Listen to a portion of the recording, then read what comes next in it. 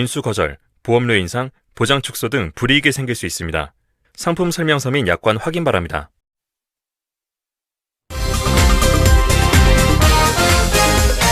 네, 여러분의 저녁 파트너 김종석입니다. 국정농단 2심 재판 다시 해라. 오늘 대법원이 박근혜 전 대통령과 최순실 씨 그리고 삼성전자 이재용 부회장에 대해 이렇게 판결했습니다. 특히 이재용 부회장 사건에 대해서는 말 3마리를 뇌물로 판단했기 때문에 2심에서 형량이 더 늘 수도 있을 것 같습니다. 이 소식 준비했습니다. 그리고 오늘도 여러분의 댓글을 기다립니다. 뉴스탑10 유튜브 생방송에 의미 있는 댓글 남기시면 실시간으로 소개도 하고 질문도 해보겠습니다. 멀리 가지 마십시오. 잠시 뒤 바로 돌아옵니다.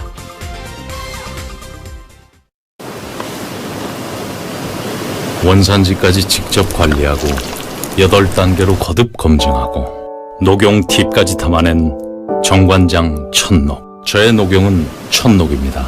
정관장 천녹. 여름엔 시원한 냉면도 좋지만 꼭꼭 씹어 가장 맛있는 건 소소한 집밥. 잇몸이 좋아지니까 더 맛있죠. 꼭꼭 씹으면 다 맛집이야. 맞습니다. 꼭꼭 씹는 행복. 인사돌 플러스. 어디에 이런 집 없을까? 자연과 함께하는 당신만을 위한 특별한 집. 합리적 가격으로 고객의 부담을 덜어주는 이동식 목조주택 전문회사 성심건업. 가족들 피로는 어떻게 풀어줘? 피로? 요샌 에너지까지 챙겨. 임팩타민, 필수 비타민 D 8종으로 피로는 없애고 에너지는 만드니까 비타민 D의 더블 임팩트, 임팩타민. 함량도 높네. 제가 파지? 예, 오늘도 뉴스탑10이 자랑하는 뉴스 고수 4분과 함께합니다.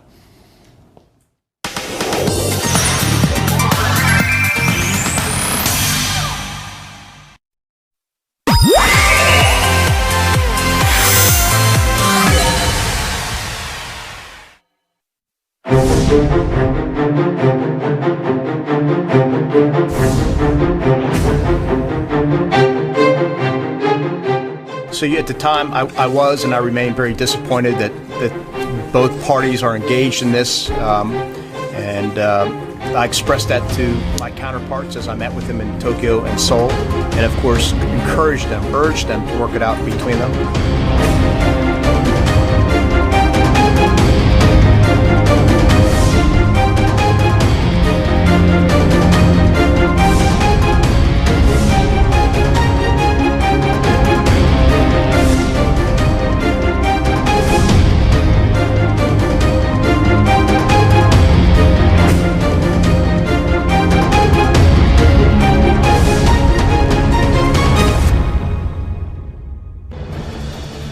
예, 오늘 뉴스탑10이 준비한 첫 번째 이슈 바로 이겁니다. 3위. 자제 요청에도 미국이 또 발끈했습니다. 실망. 이런 표현을 썼습니다. 한미 관계 갈수록 파열음이 커지고 있습니다. 어제 우리 외교부가 이 해리스 대사를 사실상 초치해서 오히려 미국을 자극했다는 평가가 나오고 있습니다. 이 얘기부터 하나하나 짚어보도록 하겠습니다. 김정모 시장님, 네. 저하고 화면 같이 보실까요? 어제 외교부 제1차관인 조세영 차관이 주한미국 대선 해리 해리스를 불렀는데 이게 사실상 초치다. 물론 우리 정부는 면담이라고 했습니다만 원래 이런 적이 좀 있었나요, 과거? 제 기억에는 적어도 20년 내에 이런 일은 없었습니다. 혹시나 한 30년 전에 이런 일이 있었는지는 모르겠는데 아마도 그때도 없었을 겁니다. 우리 동맹국인 미국의 대사를 외교에 불러서 이렇게 항의한 건 제 기억엔 거의 없다고 보고 이것 자체가 어떻게 보면은 미국의 국익에 결정적인 그런 사건을 저질러 놓고 미국 보고 입을 닫으라 한 것이기 때문에 이거는 오히려 이를 덮으려고 그러다가 사건을 더 크게 만드는, 그래서 긁어서 부스럼을 더 크게 만들었다 하는 우리 표현이 있듯이 그 사건을 굉장히 크게 만드는 것인데 미국에서 뭘 한다면은 미군을 위험하게 만들기 때문에 굉장히 깊은 우려와 실망을 나타냈다 이렇게 얘기를 하거든요. 미군이 위험해졌는데 미국이 가만히 있을 수 있습니까? 그래서 실망했다라는데 입 닫으라 이렇게 얘기했으니까 미국이 가만히 있을 수 없는 겁니다. 네, 초치란 단어는요. 불러서 강하게 추궁하다, 따지다 이런 뜻으로 쓰입니다. 그러니까 외교 관계에서 어떤 대화가 되지 않을 때 어떻게 보면은 최후 통첩을 하는 그런 조치를 말하거든요. 그런데 문제는요. 우리가 해리 해리스 주한 미국 대사를 불러서 따졌습니다. 그런데 미국이 어떤 행동 조치를 한 게 없어요. 그동안의 미국 국무부라든지 미국 고위 관계자들이 말로써 우려를 전달한 겁니다. 행동 조치가 없는데 그 나라의 대사를 불러서 따진다? 정말 외교가에서는 저는 처음 봅니다. 어떻게 보면 새로운 외교가의 이정표를 세웠다고도 할 수 있겠습니다만 문제는 우리가 이렇게 되면 점점 더 외톨이가 될 것 같다. 이런 우려가 커지고 있는 겁니다. 자, 우리 정부는요, 이 자리에서 그만 비판해달라 이 지소미아 파기건에 대해서 이렇게 간곡히 당부를 했다고 전해지고 있습니다. 그런데 과연 우리의 이 전략은 통했을까요? 오늘 미국의 반응 한번 들어보시죠. So at the time, I was and I remain very disappointed that both parties are engaged in this, and I expressed that to my counterparts as I met with them in Tokyo and Seoul, and of course urged them to work it out between them. 어제 우리가 대사까지 불러서 자제를 요청했는데도 또 실망을 했고, 그런데 이번엔 한국과 일본이 모두 다 당사자입니다. 그렇습니다. 지금 이제 에스퍼 미 국방장관인데 바로 지난주 일주일 전입니다. 한미연합 하반기 군사 지휘소 훈련을 마친 직후에 이 에스퍼 국방장관이 방한을 했고 당시 정경두 국방부 장관과 회담을 했습니다. 그때 당연히 이 지소미아 문제가 핵심 의제였을 것이고 지금 이 에스퍼 장관의 말에 따르면 그때 이야기를 했다라는 거 아니겠습니까? 또 오기 전에 일본을 또 들렀어요. 일본에서도 당연히 방위성 장관과 회담을 할 때 지소미아 문제를 이야기를 했을 건데 우리는 지소미아 문제를 이제 연장을 안 하기로 결정을 그 직후에 해버렸고 또 지금 이 말이 나오기 직전 바로 어제죠. 일본이 그 화이트리스트에서 한국을 제외하는 것을 결정을 해버렸죠. 이런 여러 가지 때문에 에스퍼 국방부 장관이 이번에는 일본까지도 섭섭하다라고 이야기한 것 같습니다. 그렇군요. 자, 어제 이 사실상의 조치 이후에 오히려 미국의 공세는 더욱더 거세진 것 같습니다. 미국 국방부 수뇌부들이 총출동해서 지소미아 파기 비판 행렬에 동참하고 있는 겁니다. 화면 보시죠. And I think it's in our collective interests, meaning Japan, South Korea, and the United States, for us to have an effective relationship amongst the three of us, and we're going to continue to try to work and make it get back in a positive direction. The United States has repeatedly made clear to the Moon administration that this decision would have a negative effect not only in the bilateral relationship with Japan, but on U.S. security interests and those of other friends and allies. 지금 목소리까지 들으면 부정적 효과 경고했고 지금 미국의 싱크탱크에서는 어떻게 미국의 국가익을 건드려 놓고 입을 닫으라고 할 수가 있냐. 그리고 방금 전에 들으셨던 에스퍼 국방장관, 한국과 일본 양측에 매우 실망했다. 조수임 기자, 그런데 해리레스 대사가 어제 외교부 달령한 직후 오늘 일정을 모두 취소했어요. 어떤 의미입니까? 네, 그만큼 우리 정부 조치에 대해서 굉장히 불만을 우회적으로 토로를 한 겁니다. 그리고 또 한 가지는 우리 정부가 어제 해리 해리스 주한 미국 대사를 불러서 강력하게 항의를 했다고 하는데 보란 듯이 지금 미국에서는 오히려 입장을 내놓고 있어요. 아예 그냥 대체 이게 뭐냐, 대단히 실망했다, 이런 얘기가 오히려 나오거든요. 이게 지금 우리 나라가 지금 처한 현실입니다. 그리고 제가 깜짝 놀란 게요. 우리 지금 뉴스톱 10 시작하기 직전에 제가 저희 앉아 계신 패널들과 함께 인터넷을 한번 검색을 해봤거든요. 혹시 새로운 뉴스가 있나 그랬더니 청와대 핵심 관계자가 조금 전에 기자들과 만나서 이런 이야기를 했다고 합니다. 아무리 동맹 관계이고 관계를 우호 증진시켜야 하더라도 자국의 이익, 대한민국 국민의 이익 앞에서 그 어떤 것도 우선될 수 없다. 어떻게 보면 우리가 우리의 일을 하는 것이 최고다. 이런 어떤 자존심이 걸린 이런 발언이기도 합니다만 지금 돌아가는 상황에서 그렇다면은 한미 동맹은 깨도 된다는 것이냐. 이렇게밖에 해석이 될 수 없어요. 그리고 이런 이야기를 그렇게 당당하다면 왜 핵심 관계자라는 익명의 그늘에 숨어서 합니까? 정정당당하게 밝히고 해야죠. 굉장히 문제가 심각하게 돌아가고 있습니다. 우리가 과연 구한말처럼 쇄국 정책을 펴고 빗장을 잠그고 국제 무대에서 설 수 있습니까? 대단히 우려스럽습니다. 지금 잠깐 우리 정부의 반응을 말씀해 주셨는데 어쨌든 미국이 또 실망이라는 표현을 썼기 때문에 외교부 오늘 이렇게 답했습니다. 같이 들어보시죠. 다른 뉘앙스의 발언을 했고 반면에 또 그 인도태평양 차관보는 우리 정부의 조치를 우려하는 발언을 했는데요. 국방장관의 발언은 기자회견 시 합참의장이랑 같이 한 발언이고 차관보의 발언은 비공개 세미나에서 한 얘기인 것으로 보도된 것으로 알고 있습니다. 그렇게 말씀드릴게요. 지금 얘기를 들어보면 외교부에서는 공식적으로 뭐 뾰족한 답은 없는 것 같은데요. 외교부에서는 뭐 뾰족한 답은 없죠. 근데 이제 제가 볼 때는 NHK 이제 보도 얘기를 좀 하려고 그러거든요. 그러다 제가 말이 좀 막혔습니다. 예. 이게 지금 NHK 보도 얘기는 잠시만요. 그러면 제가 말씀하셨던 그 외교부 반응 말고 지금 이제 화면에 뭐 이왕 나왔으니까 뭐 이 얘기를 해보죠. 왜냐하면 김종우 시장님 어제 NHK가 지소미아 파기권에서 NSC 회의에서 어떤 입장들을 표명했는지 취재해서 보도를 했거든요.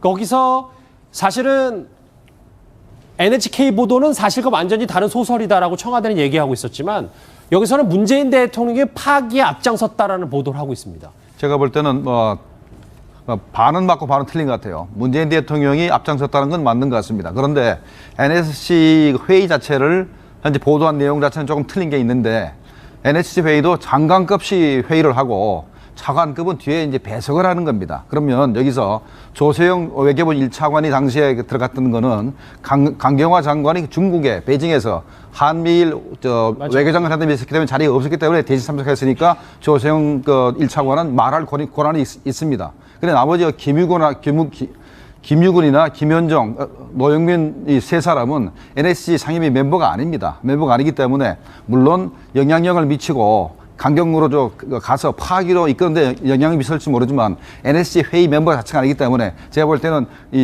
청와대 이 사건에 있어서는 청와대 얘기가 맞을 수도 있는 겁니다. NH 보도 자체가 제가 볼 때는 완전히 좀 현실과 다른 흘러나올 수 없는 얘기가 나왔죠. 그렇죠. 왜냐하면 NSC 조직에 움직이는 것을 모르고 얘기한 것 같습니다. 아하, 이장현 차장. 예. 그래서 그런지 몰라도 오늘 청와대가 NHK 보도도 사실 다른 소설이고 이걸 인용한 조선일보까지 비판을 했어요. 그렇습니다. 그러니까 지금 NHK 보도는 왜 심각하냐면 지금 미국의 반응은 이거였습니다. 그러니까 그냥 한국 정부가 지소미아를 파기했다는 게 아니라 문 정부가 파기했다고 굉장히 강력히 실망감을 표시했죠. 현재 다시 그래서 문재인 대통령이 지금 이걸 이끈 거 아니냐 이런 게 지금 미국의 시각인데 NHK 보도가 바로 그것을 입증하는 하나의 어떤 증거 자료로서 이제 쓸 수 있는 거죠. 그러다 보니까 지금 NSC에서는 찬반이 팽팽했었는데 문재인 대통령이 결국은 반대 손을 들어주면서 파기가 된 거다 이런 주장을 하고 있는 건데 청와대 입장에서 만약에 이게 맞다 그러면 정말로 심각한 어떤 한미 동맹에 균열이 생길 수밖에 없는 이건 지도자 간의 불신을 가져올 수밖에 없는 그런 현안이기 때문에 아무래도 청와대는 바로 즉각적으로 이렇게 반격을 한 게 아닌가 싶습니다. 이해됐습니다. 자, 이런 가운데 말이죠. 우리는 미국과 점점 더 멀어지고 있고 일본은 더욱더 미국과 밀착하고 있는 것 같습니다. 가장 뼈아픈 건 한미 훈련을 향해서는 돈 낭비라고 핏대를 세웠던 트럼프 대통령이 일본과의 훈련은 되레 강화하고 있는 겁니다. And I said to my people, you can have them or not. I would recommend against them, but I'm going to let you do exactly what you want to do. I don't want to interfere because I think if you want to do them, you can do them if you think it's necessary, but I think it's a total waste of money. And they did a modified version of them. John Bolton, would you say that's correct? It's a very much modified version. But I think it was unnecessary to do. Thank you. 신 대표님 화면 보세요. 이 그래픽 제목 그대로예요. 분명히 돈 낭비라고 하더니 미 훈련은 강화했습니다. 어찌된 영문입니까? 자, 이게 풍선 효과입니다. 풍선 효과. 풍선을 한쪽을 누르면 당연히 그쪽에 있던 공기가 다른 쪽으로 삐져나오게 되지 않습니까? 자, 미군은 놀지 않습니다. 항상 훈련을 하고요. 이 동북아시아에 중국을 대상으로 또는 러시아의 이 시베리아 군강구를 대상으로 항상 전쟁을 하는 대비 훈련을 하게 되는데 그 중심이 바로 한국이었습니다. 그리고 주한미군이었고 동맹으로는 한국군이었는데 지금 우리가 이제 3월 달에 키리조브 훈련을 했잖아요. 키리조브 훈련에 전시증원 훈련이라고 해서 RSOI 훈련을 하는데요. 그걸 이제 안 하기로 했지 않습니까? 예.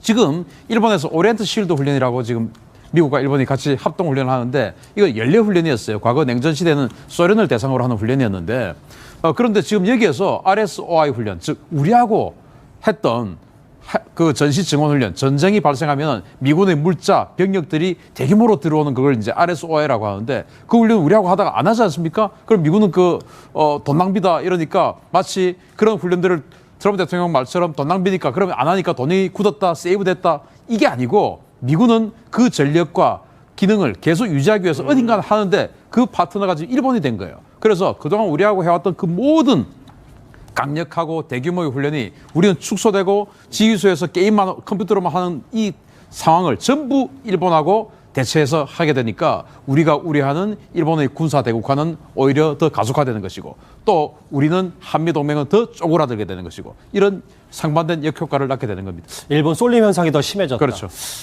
이 자제 요청에도 미국이 또 한 번 우리에게 불만을 표시했습니다. 이 소식 첫 번째 이슈로 짚어봤습니다.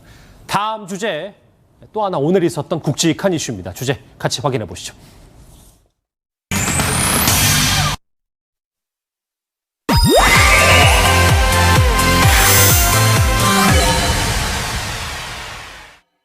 네. 뉴스 탑10이 뽑은 1위입니다. 최순실 씨에게 준 말 3마리는 뇌물이다. 국정농단 2심 재판 다시 해라. 오늘 대법원이 박근혜 전 대통령과 최순실 씨 그리고 삼성전자의 이재용 부회장에 대해서 이렇게 판결했습니다. 특히 이재용 부회장 사건에선 말 3마리를 보신 것처럼 뇌물로 판단했기 때문에 2심에서 형량이 더 늘 수도 있다는 분석도 나오는데요. 오늘 대법원장의 목소리부터 먼저 듣고 오겠습니다. 피고인 이재용, 최지성, 장충기에 대한 사단법인 한국동계스포츠영재센터 관련 뇌물 공여와 특정경제 가중처벌 등에 관한 법률 위반, 횡령 부분을 파기하고 이 부분을 사건을 서울고등법원에 환송한다.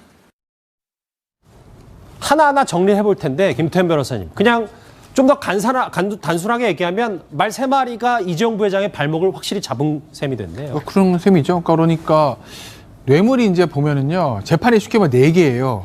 이재용 부회장 1심, 2심 있죠. 그다음 박근혜 전 대통령 1심, 2심 4개예요. 하급심 재판이. 그런데 그 4번의 재판 중에서 오직 이재용 부회장의 집행유예로 석방됐던 이재용 부회장의 2심만 저 말 3마리의 뇌물을 인정하지 않았어요. 그러니까 결국 이제 말 3마리가 저 최순실 씨 측의 정유라에게 타라고 준 건데 어떤 계약서나 이럴 때는 삼성 소유로 돼 있었거든요.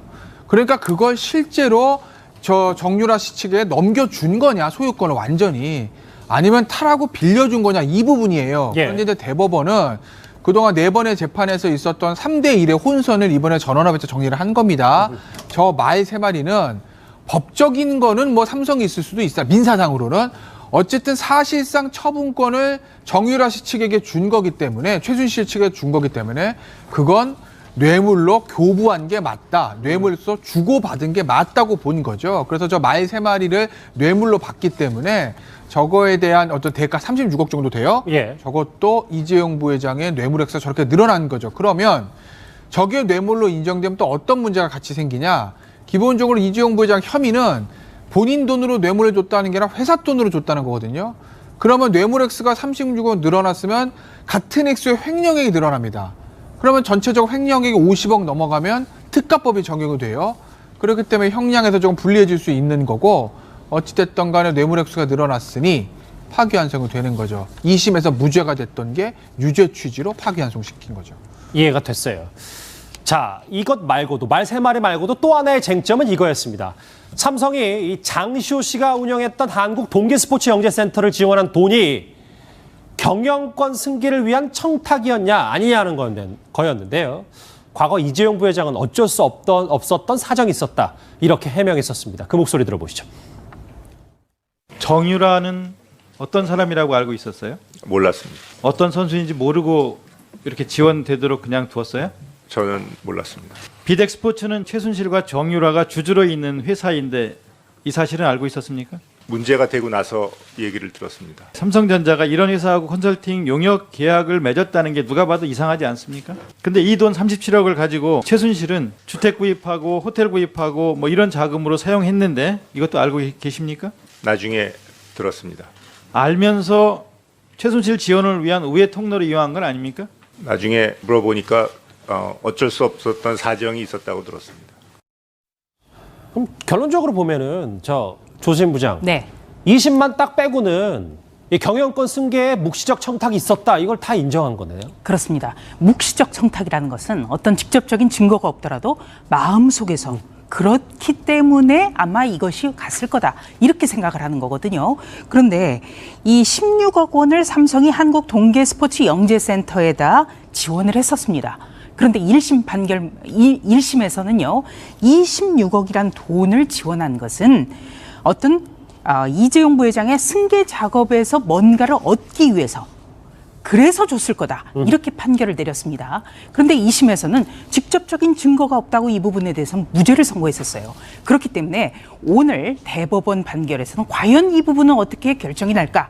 이것이 굉장히 궁금했었거든요. 예. 그런데 1심하고 똑같이 묵시적 청탁이 있다. 이렇게 본 겁니다. 대법원의 판결은 존중해야죠. 우리나라 최고 법원이니까. 그런데 법조계에서는 계속 논란이 될 수밖에 없는 것이 우리나라가 추구하고 있는 것이 죄형 법정주의입니다. 분명하게 법률에서 분명한 것, 그러니까 어떤 다툼의 여지, 해석의 여지가 없이 모든 사람이 수긍할 수 있는 그런 어떤 것을 죄형 법정주의라고 하는데, 마음속으로 청탁했으니까 이것은 유죄로 인정해야 된다. 직접적인 증거가 없더라도 이것은 뇌물로 봐야 된다. 이것을 과연 법조계에서는 모두가 다 수긍할 수 있을까? 이 부분이 논란의 여지가 있는 부분입니다. 자, 그러면 이재용 부회장의 운명은 어떻게 될까요? 대법원 판결에 따라서 뇌물 액수를 좀 합산해봤더니 합이 80억 원이 넘습니다. 자, 2심으로 돌아가면 김태현 변호사님. 2심이요? 예, 가면 앞으로 어떻게 될 것 같습니다. 실형이 나올 가능성이 높은 거 아니겠어요? 저게 실형 가능성 사실 높은 건 맞아요. 예. 그러니까 이재용 부회장 아픈 부분은 뭐냐면 뇌물이 86억이에요.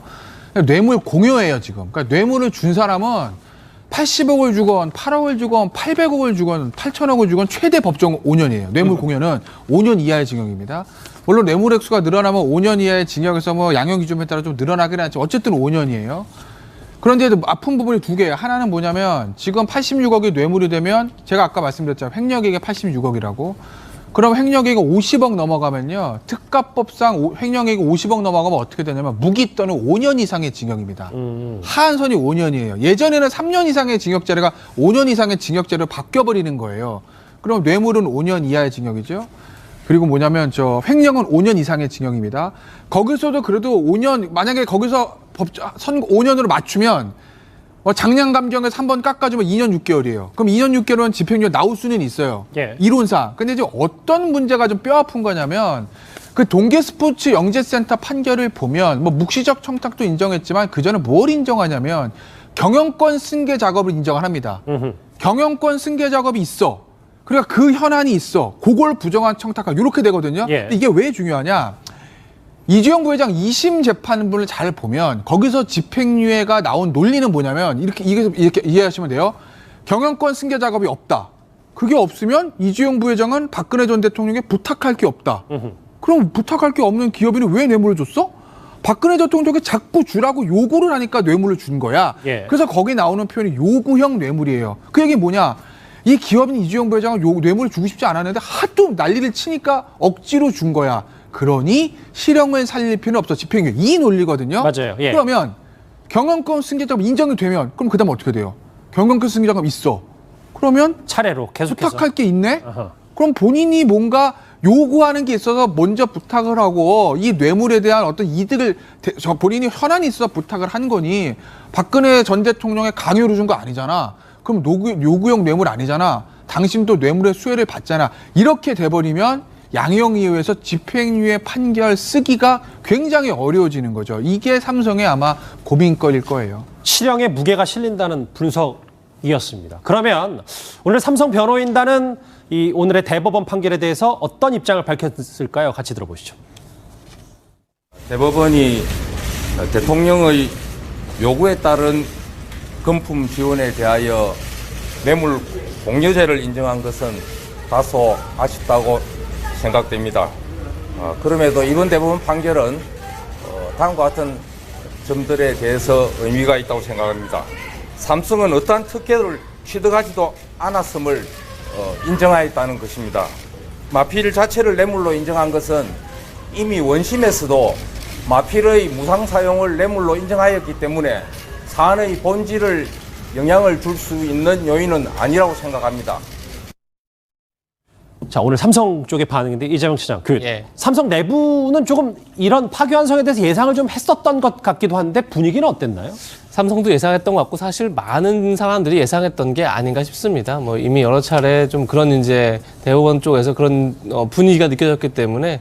근데 오늘 이제 삼성 변호사 얘기를 들으면 애써 좀 오늘의 파기환송의 의미를 좀 축소한 듯한 느낌도 좀 있죠. 그러니까 말세필에 대해서 결국 뇌물이다 얘기했지만 본질에 중요하지 않다. 어차피 말을 무상으로 사용한 게 2심에서 뇌물이었기 때문에 말이 뇌물이라고 해서 특별히 뭐 현안에 영향을 미치지 않는다 하지만 어쨌든 되게 중요한 건 액수가 크게 늘어났죠. 뇌물 액수가. 그러면 그만큼 이제 부담은 커지는 건데 뭐 김태현 변호사 잘 얘기하신 것처럼 뭐 앞으로 이제 파기환송도 되면 다시 한번 이제 법리 논쟁이 시작될 거기 때문에 삼성도 지금부터 대책회를 하면서 준비하고 있는 게 아닌가 싶습니다. 네. 그리고 이례적으로요. 오늘 삼성에서는 입장문을 냈습니다. 오늘이 이 국정농단 사건의 재판이 시작된 지 딱 1000일이 된 날이거든요. 맞아요. 예. 그런데 삼성이 입장문을 낸 것은 이번이 처음입니다. 뭐라고 냈냐면요. 위기의 돌파에 기회가 반드시 필요하다. 그러면서 감성적으로 읍소를 했습니다. 지금 일본의 무역 조치, 그러니까 화이트리스트 배제 그리고 실효 때문에 지금 삼성이 굉장히 어려운데 내부 사기가 심각하게 우려된다. 과거의 잘못에 선을 그을 테니 선처를 부탁한다. 이렇게 밝혔습니다. 알겠습니다. 오늘 대법원 국정농단 판결 관련해서 정리를 해봤습니다. 자, 다음 주제 이제 본격적으로 조국 후보자 관련된 이슈로 들어가 보겠습니다. 다음 주제 바로 확인합니다.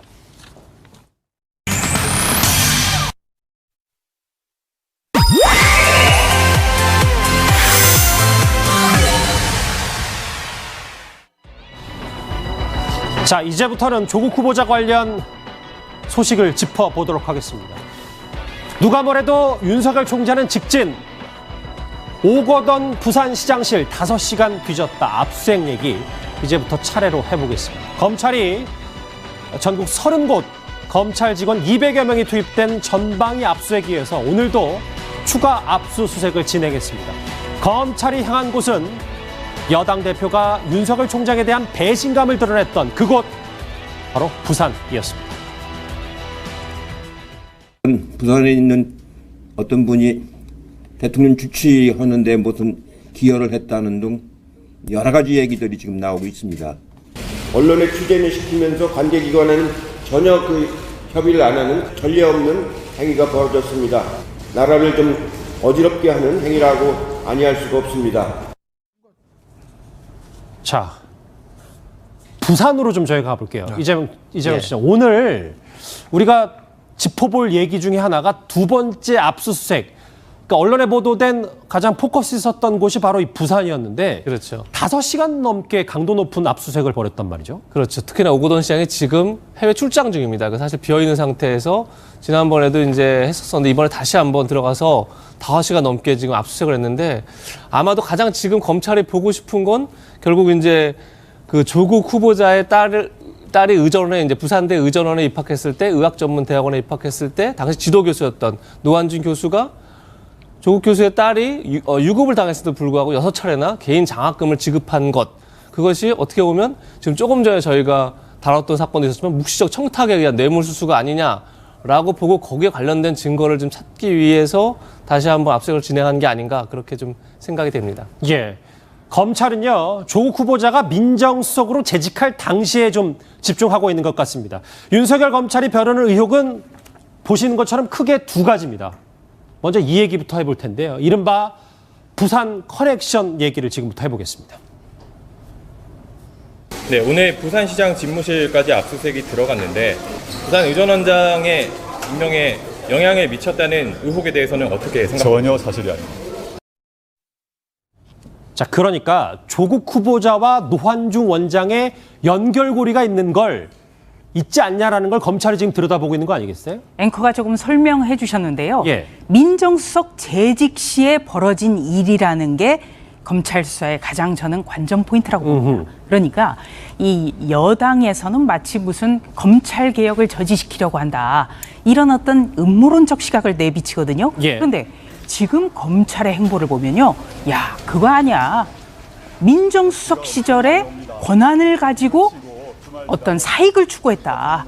그렇기 때문에 일종의 국정농단이라고 지금 가고 있는 거예요, 수사가. 그래서 가장 빠른 곳이 바로 부산의 문제입니다. 예. 압수수색 첫날에 부산시를 압수수색했어요, 검찰이. 그리고 부산의료원장의 집무실을 압수수색했습니다. 그리고 오늘은 부산시장의 집무실을 압수수색했어요. 그렇죠. 이거 굉장히 재밌죠? 그러니까 이 세 고리는 그 노환중 부산의료원장이 가운데 있는데 이 사람 같은 경우에는 조국 후보자의 딸에게 장학금을 줬었죠. 그리고 첫날 압수수색에서 이런 문건이 나왔습니다. 양산 부산대 병원에서 대통령 주치의가 탄생하는데 깊은 이력을 담당했다. 자신이 뭔가 담당했다라는 것을 쓴 문건이 발견된 거예요. 그리고 이 부산의료원장으로 가는 데 있어서 인사권을 발휘한 사람 바로 오거돈 부산시장입니다. 그렇기 때문에 대통령 주치의 문제, 그리고 딸의 장학금 문제, 그리고 더 나아가서는 부산의료원장 한 문제, 그러니까 대통령 민정수석으로서의 인사권, 추천권을 담당했을 때의 이 모든 것을 들여다보고 있다는 겁니다. 그래서 어떻게 보면은 일종의 조국의 국정농단 사건으로 검찰 수사가 치닫는 것 아닌가 이렇게 정리할 수 있겠습니다. 자, 인력 어제부터 계속 나왔던 얘기인데 그럼 이 노환중 원장이 그가 이제 문재인 대통령 주치의 임명 과정에 정말로 깊은 이력을 담당했다면 대체 어떤 인연으로 그 역할을 가능하게 했을까요?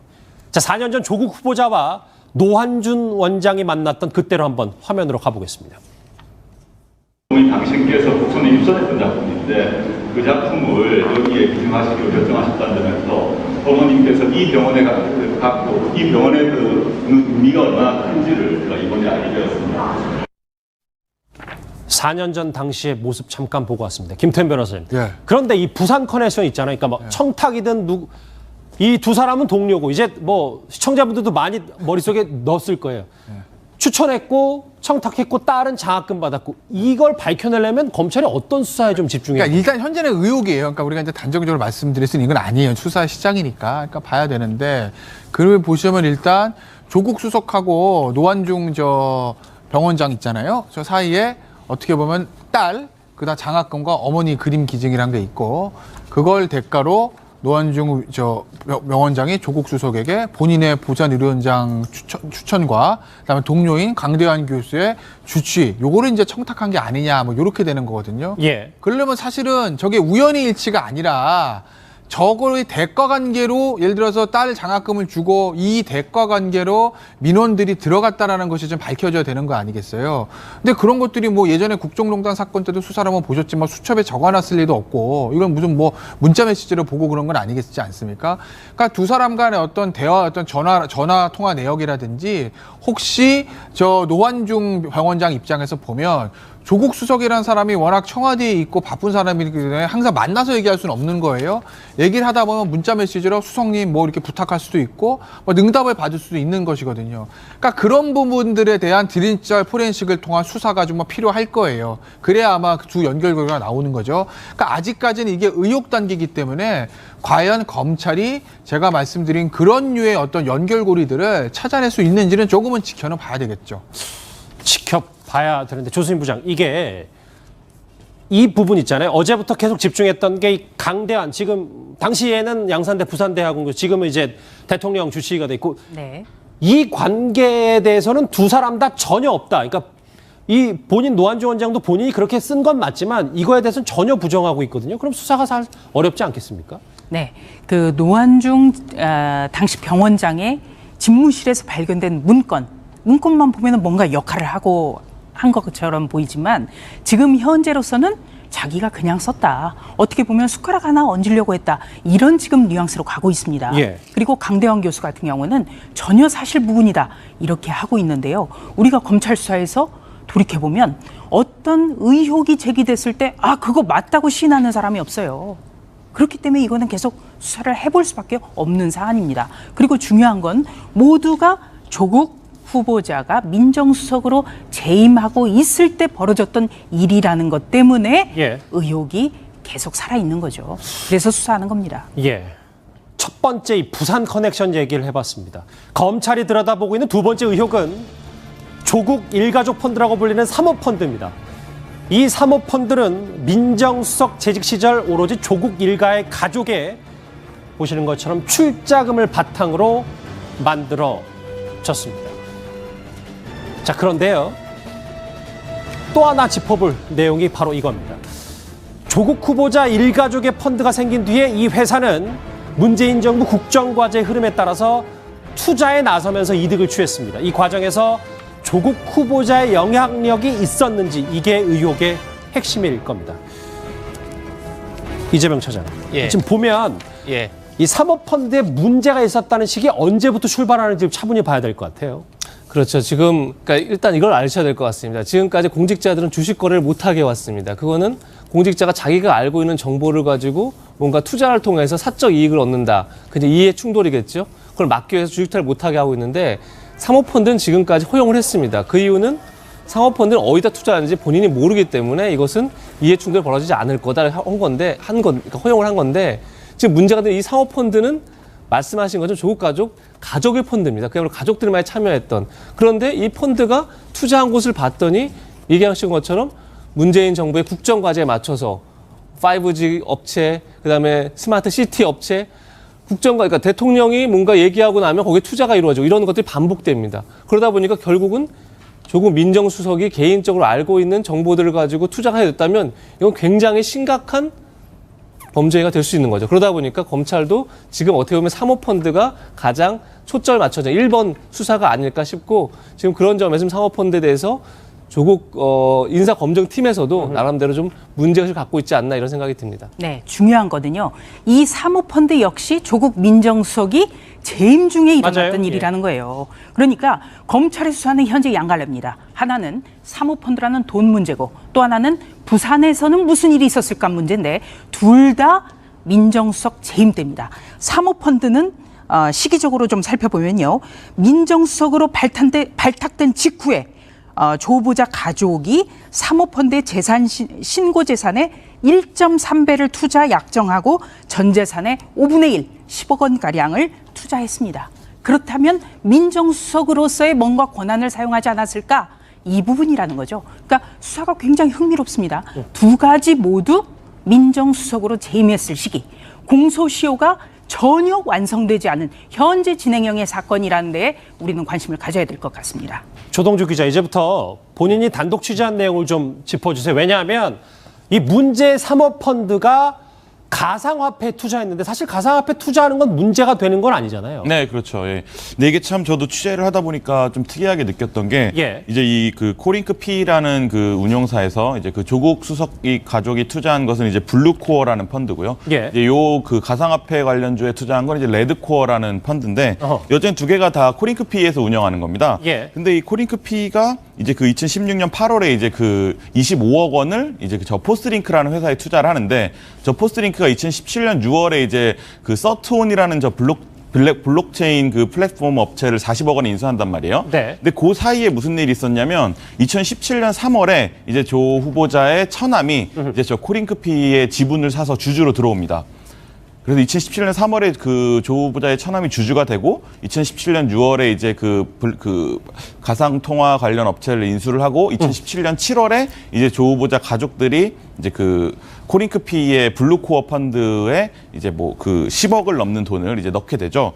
근데 이제 저 그 포스링크가 이제 서트온이라는 저 회사를 인수한 다음에 서트온이 자기들만의 가상통화 거래소를 여는데요. 그게 2017년 9월입니다. 2017년 9월에 가상통화 그때 한창 뭐 이제 가상통화에 대한 관심이 뜨거울 때니까 이제 그때 가상통화 거래소가 되게 화랑이었거든요.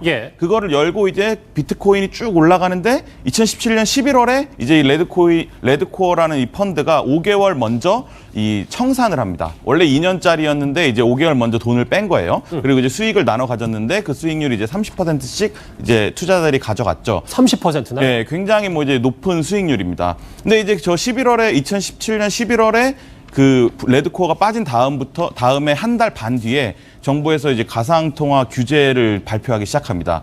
2017년 12월에 한 번, 2018년 1월에 한 번. 그래서 이렇게 두 차례 강력하게 하니까 이제 그다음부터 쭉 떨어지죠. 조동주 기자, 그 얘기를 잠깐 짚어보기 전에 박상기 법무부 장관 당시 목소리 한번 들어볼게요. 이 조국 일가족이 투자한 사모펀드와는 사실 또 다른 사모펀드에 투자했기 때문에 당시에 가상화폐 붐을 따랐다 설명할 수 있다. 뭐 이렇게도 해석이 가능합니다. 그런데 이건 어떨까요? 관련 목소리 들어보시죠.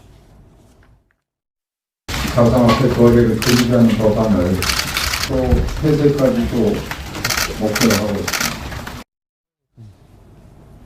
조동주게 그러니까 제일 의심스러운 게 이건 것 같아요. 그러니까 저렇게 정부에서 가상화폐 규제를 하겠다고 발표하기 직전에 가상화폐를 다 털어버리는 거. 이거 좀 문제가 있는 거 아닙니까? 그렇죠. 이제 그게 사실 핵심입니다. 그리고 저 펀드는 이제 당시 기한을 5개월이나 앞두고 먼저 청산을 한 건데 그게 참 절묘하게 정부가 가상화폐 관련된 규제를 발표하기 한 달 전 시점이라는 거죠. 그래가지고 이제 저때 2017년 11월만 하더라도 제가 기억을 더듬어 보면 저때 막 저 같은 사람들도 막 이런 게 있어라고 관심을 가질 정도로 일반인들이 정말 뜨거운 관심이 많을 때였는데 그때 쑥 빠진 겁니다.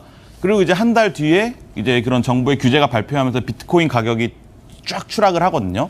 저희가 이제 그 당시에 조 후보자가 투자했던 그 시점과 이제 비트코인 가격을 이제 계속 비교를 해봤는데 이제 그 2016년부터 2016년 당시에는 뭐 60만 원, 70만 원 정도 수준이었는데 저때 당시에 2017년 11월에 뺄 때 당시에 이제 이게 800만 원을 넘습니다. 그래서 이제 그 다음에 이제 더 쭉쭉 올라가서 이제 1,000만 원, 1,500만 원, 2,000만 원까지 이렇게 올라가는데 이제 거의 이제 상승기에 그 펀드를 일찍 청산해서 이익을 실현하고 이제 그러는 과정에서 이런 정부의 규제가 있을 거라는 생각이 드는 정보를 미리 들었을 수 있는 거 아니냐 이런 것이 이제 의혹의 핵심입니다. 그러면 조동주 기자의 시선을 한번 물어볼게요. 네. 그러면 정말 이거 신이야 아니고서야 이렇게 절묘한 타이밍에 빠질 수 없으면 정말로 우리가 합리적으로 의심하는 민정수석의 고급 정보를 이용했을 가능성도 있습니까? 예, 아무래도 그게 이제 가장 큰 의혹의 핵심이죠. 이제 아무래도 이 당시 기억을 되돌아보면 이 비트코인이라는 것이 규제가 정부가 있을 것인지는 사실 아무도 생각을 못할 때였거든요. 그냥 이제 이런 게 있다더라 하면서 이제 새로운 투자처로 주목을 받을 때였는데 이제 그런 식의 그런 정보가 미리 알고 있었다면 알고 있은 상태에서 그거를 뺀 게 아니냐라는 의혹을 충분히 가질 수 있는 상황입니다. 충분히 그런 의심이 가능하다. 이재명 차장. 예. 그런데 지금 오늘 지금 부산 커넥션과 사모펀드 얘기를 하고 있는데 오늘 좀 흥미로운 보도를 제가 한번 봤어요. 그 조국 후보자 동생의 전 부인이 출국 금지, 그러니까 출국하려다가 제지를 당했습니다. 예, 그러니까 여행을 가거나 이런 건 아니었던 것 같고 지금 항공사에 승무원으로 일하고 있는데 그래서 승무원으로 일하기 때문에 일 때문에 김해공항에서 출국을 하려고 했었는데 출국 정지가 된 줄 몰랐던 거죠. 그러다 보니까 출국 정지 상태라는 걸 알게 됐고 그래서 결국은 출국하지 못했다. 지금 그렇게 알려지고 있습니다. 자, 그래픽으로 이번 주제 정리를 해볼게요. 아까 조수인 부장이 민정수석 재직 당시의 일 두 가지, 그러니까 부산 커넥션과 사모펀드 논란에 대해서 짚어보고 있다고 했는데 어제 저희가 이 얘기를 짚어봤었어요. 이제 서초동에서 나오는 얘기는 정말 윤석열 총장이 조국 후보자에게 보낸 신호 아니냐. 이쯤에서 그만 물러나라는 메시지인 것 같다.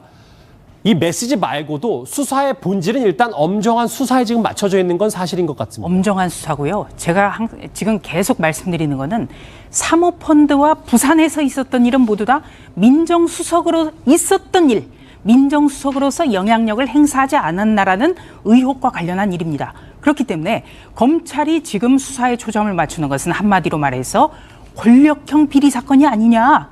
우리는 권력형 비리라는 의혹이 있기 때문에 수사한다. 지금 그 당위성을 계속해서 압수수색의 순서부터 지금 알려주고 있거든요. 사모펀드만 하더라도 민정수석 취임 직후에 이 사모펀드에 온 가족이 가입을 했어요. 그리고 총괄 대표는 바로 총괄 대표라고 명함을 새겨서 다닌 사람은 조국 후보자의 오촌 조카입니다. 그리고 투자자는 모두 지금 현재 가족으로 나와 있어요. 그리고 이 조국 펀드로부터 직접 투자를 받은 회사들을 보면 공교롭게도 문재인 정부의 국정과제와 관련한 회사들이라는 거죠.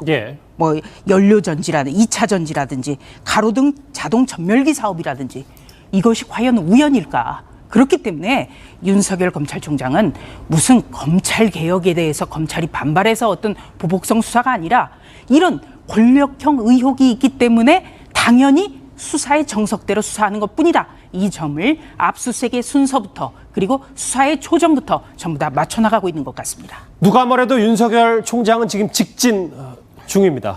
그럼 관련해서 지금 불편한 동거를 하고 있는 검찰과 여당의 얘기를 다음 주제에 살펴보겠습니다. 주제 같이 확인해 보시죠.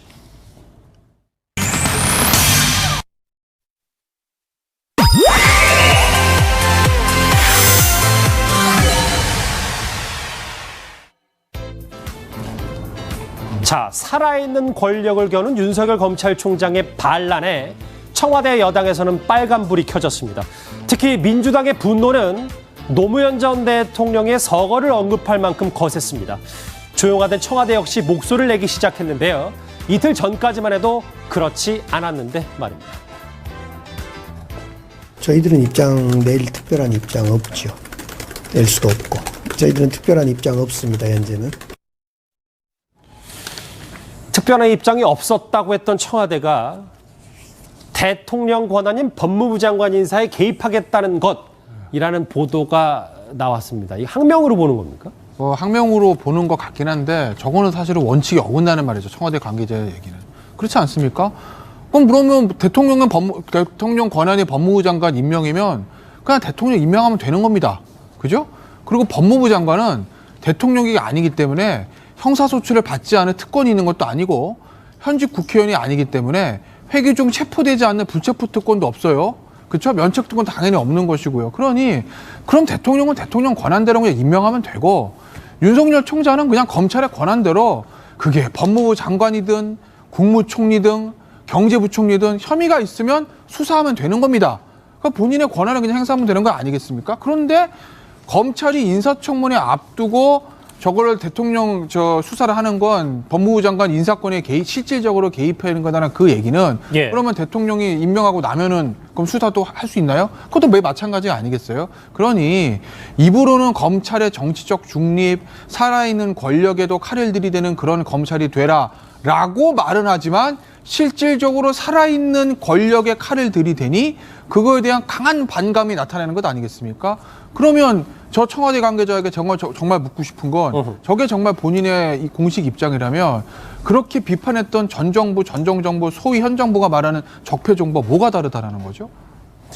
자, 민주당 역시 마찬가지입니다. 청와대 함께요. 한 달 전까지만 해도 검찰의 적임자라던 윤석열 검찰총장을 향해서 날을 세우기 시작했습니다. 목소리 들어보시죠. 과거 검찰이 이른바 언론 프레이 등을 통해서 피의 사실을 유포하는 행위, 이것은 명백히 정치적 행위 아니겠습니까? 만약 과거 검찰, 특히 정치 검찰의 기득권을 지키기 위한 이런 잘못된 행태에서 못 벗어난 그런 정치적 의도가 있다면 국민의 가혹한 비난에 직면할 것이다. 조수진 부장, 여당에서는 지금 정치 검찰이라는 단어까지 쓰는데요. 적폐라고도 하죠. 예. 네. 바로 그래서 여당 그리고 청와대가 이야기하는 검찰 개혁이라는 게 이번에 확고하게 드러났다. 이런 평가가 나올 수밖에 없습니다. 제가 오늘 좀 준비를 해봤는데요. 지난 7월에 더불어민주당의 논평이 있었습니다. 홍익표 수석 대변인의 논평입니다. 어제 홍익표 수석 대변인은 윤석열 검찰총장에게 적폐라는 표현을 썼죠. 그렇다면 한 달 전에는 어떻게 평가했을까요? 이렇게 이야기를 했습니다. 윤석열 검찰총장 지명자는 우리 사회에 남은 적폐 청산과 국정농단 수사를 마무리하고 미래지향적인 새로운 검찰개혁을 이끌어갈 적임자라고 판단된다. 자, 새로운 검찰개혁을 이끌어 나갈 적임자가 적폐가 됐어요. 그 얘기는 뭐겠습니까? 그동안 변한 게 뭐가 있죠? 여권을 겨냥한 수사를 시작했다. 그거 한 가지예요. 그렇다면 이들이 생각하는 검찰개혁이라는 거는 한국당 등 야당만 수사하는 검찰이라는 게 확고하게 드러난 거예요. 그러니까 대통령은 지난번에 어떤 산 권력에도 좌고우면하지 말고 원칙대로 수사라고 했지만 대통령의 말씀은 한마디로 립 서비스였다. 그렇게밖에는 풀이되지 않는 겁니다. 지금 석동현 전 지검장은 이게 지금 당청이 추구하는 검찰상의 모습인가 라면서 지금 오직 상대 진영 사람들만 혼내고 잡아넣는 그런 검찰인가라고 따끔하게 쓴소리를 했습니다. 이재명 차장. 지금 사실 돌이켜보면 노무현 정부 시절 당시 정부와 검찰의 악연으로 거슬러 올라가지 않을 수 없습니다. 그렇죠. 지금 화면에 보시는 것처럼 문재인 대통령이 스스로 검찰 생각한다는 책을 쓰면서 그러면서까지 검찰개혁에 강한 의지를 드러냈죠. 결국은 노무현 정부, 참여정부가 처음으로 검찰개혁을 시도했었는데 결국 검찰들 강한 반발 속에서 오히려 좌절됐고 나중에 결과적으로 노 대통령의 비극으로까지 이어졌다. 이것이 지금 문재인 대통령의 시각인 거고 현 여권 주류들의 시각인 거죠. 그런 상황에서 지금 다시 한번 윤석열 총장이 지금 살아있는 권력에 칼을 댔고 그리고 그것이 노무현 정부 때 검찰개혁을 좌절시키기 위해서 검찰들이 현 정부를 겨냥한 것처럼 이번에도 결국은 검찰개혁에 맞서기 위해서 한 거 아니냐 이런 게 지금 현 정부의 시각인 것 같습니다. 그런데 방금 전에 석도경 전 검사장 얘기도 있었지만 참 궁색해 보이죠. 그러니까 뭐 여러 차례겠지만 뭐 문재인 대통령 스스로가 윤석열 검찰총장한테 주문했던 게 살아있는 권력에게도 칼을 대라는 거였고, 그러면서 또 윤석열 검사장이 여러 차례 윤석열 총장이 난 사람에 충성하지 않는다 그럴 때마다 현 정부가 박수를 쳤던 거죠. 그런 점에서 지금 어떻게 보면 거꾸로 돌아온 자신들에게 칼이 돌아오자 정말 궁색하게 지금 반격에 나선 게 아닌가 이런 생각이 듭니다. 당시 노무현 정부 시절로 좀 더 들어가 볼게요. 조수진 부장. 네. 당시에도 이 검찰과의 갈등이 제일 있었던 게 당시 노무현 전 대통령의 검사와의 대화. 검사와의 대화. 그리고 안희정 전 지사의 수사 때문에 이제 본격적으로 좀 불거진 거 아니겠습니까? 네. 제가 바로 저 불법 대선 자금 수사 때 대검찰청에 출입을 했었습니다. 예. 이 대선 자금 수사가 2003년 8월부터 2004년 5월까지 진행이 됐는데요. 이 대선 자금 수사가 처음에는 한나라당의 이른바 차떼기 수사에 집중하는 듯했어요. 그러다가 갑자기 2003년 가을쯤에 나라종금 사건이 터집니다. 그런데 뚜껑을 열어보니까 안희정이라는 노무현 대통령의 386 최측근이 연루가 됐어요. 구속영장이 3번이 기각이 됐습니다. 네. 그럼에도 불구하고 검찰에서 다시 한번 영장을 청구해서 구속을 시킵니다. 이 나라종금 사건, 이것은 안희정 씨가 감옥을 갔지만 실질적으로 돈 문제는 노무현 대통령과 직접적으로 연결이 돼 있었기 때문에 네. 당시에 노무현 정부가 받았던 충격이라는 건 엄청났었어요. 그런데 바로 이 대선 자금 수사로 인해서 당시에 국민들은요, 송광수 검찰총장을 송장, 안대희 대검 중수부장을 안짱이라고 하면서 대검에 보약을 갖다 줬어요. 네, 저희 출입하는 기자들도 그 길을 막 받고 아침부터 밤까지 일하는데도 정말 에너지가 그때 솟구쳤었거든요. 바로 그것 때문에 노무현 정부가 꾀하던 이른바 검찰개혁의 실패로 돌아갔습니다. 그런데 중요한 건요, 검찰개혁은 반드시 해야 돼요. 그런데 검찰개혁의 요체는요, 검찰의 중립성입니다. 예. 바로 이 중립성을 정권이 어떻게 지켜주느냐, 검찰총장의 임명권자인 대통령이 어떻게 지켜주느냐에 따라서 검찰의 중립성은 판가름이 나거든요. 그런데 노무현 대통령은 처음에 그런 이야기를 했습니다만 대선 자금 수사, 그러니까 검찰로 인해서 정치개혁이 돼가는 걸 보면서 검찰을 용인을 했어요. 그대로 뒀었습니다. 그런데 문재인 대통령이 다시 한번 지금 검찰개혁을 이야기를 하죠. 그런데 검찰개혁의 요체는 중요한 것은 검찰의 중립성이거든요. 그런데 여당을 향했다고 해서 갑자기 똑같은 윤석열, 동명이인이 아닌데 그 윤석열을 적폐라고 몰아붙이는 지금 여당 청와대의 시각, 정말 우려스럽습니다. 화면을 마지막으로 보실게요, 이 주제. 문재인 대통령의 자서전에 이런 내용이 있습니다. 당시에 아까 뭐 송장, 안짱 얘기했지만 불법 대선 자금 수사로 검찰이 국민들로부터 대단히 높은 신뢰를 받게 됐다. 그런 상황에서 우리가 중수부 폐지를 추진하게 된다면 마치 대선 자금 수사에 대한 보복 같은 인상을 줄 소지가 컸다. 자, 시계가 다시 10여 년 후로 왔어요, 배정철 선생님. 만약에 지금 만약에 윤석열 총장이 이 압수수색과 조국 후보자에 대한 성과, 수사 성과를 낸 다음에 문재인 정부가 검찰 개혁을 하겠다라고 하면 이거가 지금 똑같이 보복 프레임에 쓰여지지는 않겠습니까? 그래서 스텝이 꼬이게 되는 것이죠. 그러니까 사실은 조국 법무부 장관 지명으로서 가장 크게 기대를 했던 건 검경 개혁에 대한 이 국민들의 열화와 같은 관심이거든요. 그렇게 되면은 실제적으로도 상당한 개혁, 성과로 이어지면서 대통령의 지지율도 높아지고 심지어는 그런 성과가 내년 총선에까지 긍정적 영향을 줄 수 있는 거예요. 그런데 지금 보면은 모든 관심이 이제는 검경 개혁이 아니라 조국 후보자 한 사람에게로 가 있는 것.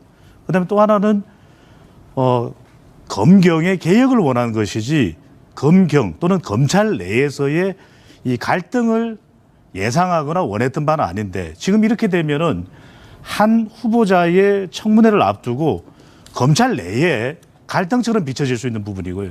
마지막으로 이런 게 굉장히 중요합니다. 우리가 이 검찰개혁을 지금 가장 중요시하고 있는데 그럼 윤석열 검찰총장에 대해서 국민의 신뢰가 없느냐 하면 그런 게 아니거든요.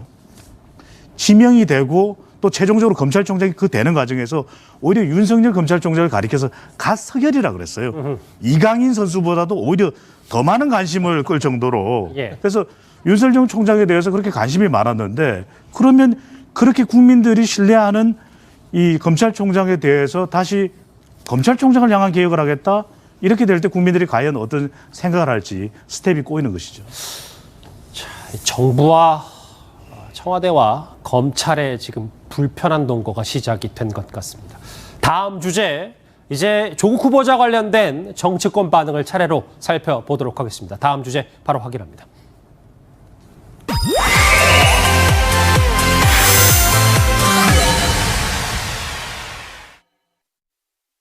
그래서 조국이여 너무 슬퍼하지 말라. 그대보다 더 심했던 사람도 여기 있노라.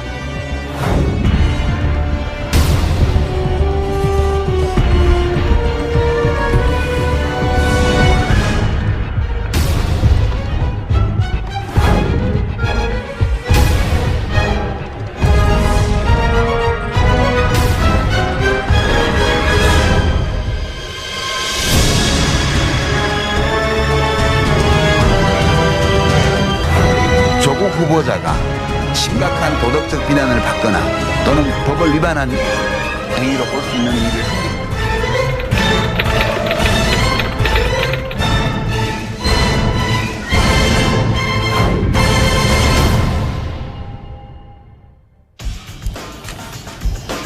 이 얘기 지금부터 해보겠습니다. 조국 지키기, 유시민 참전.